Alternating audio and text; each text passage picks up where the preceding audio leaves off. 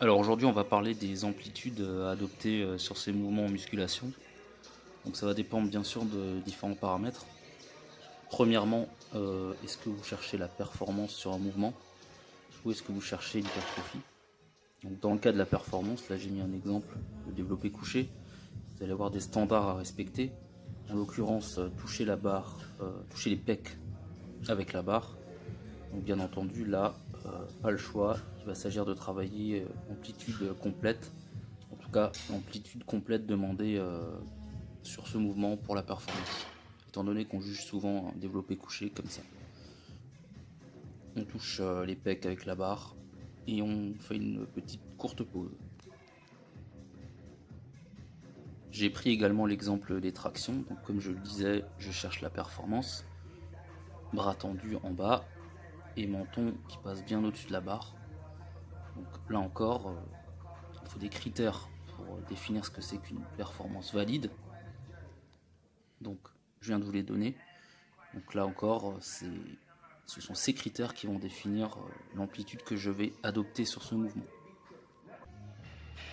Ici on a un rowing, donc là l'objectif ça va être de tirer le maximum avec le dos, notamment les trapèzes.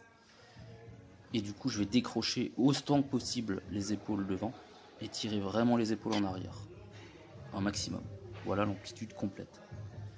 Ici sur le tirage vertical, il va s'agir de ne pas descendre trop bas, sinon on va perdre la tension sous le grand dorsal et on peut monter par contre pour bien étirer le grand dorsal et décrocher un petit peu les épaules. Donc ça va être une amplitude complète pour travailler bien sûr le grand dorsal.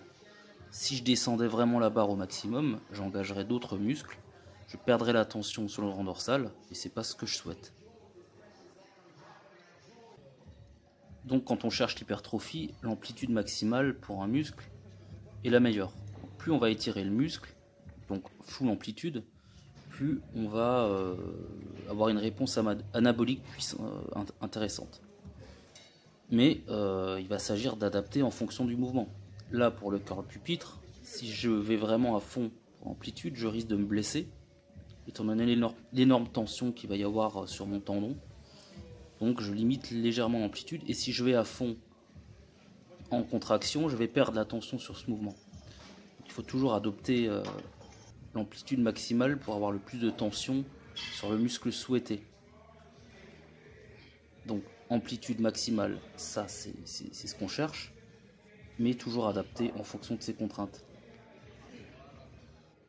Donc voilà, à partir de là, c'est toujours contextuel, mais toujours chercher à avoir la plus grande amplitude possible.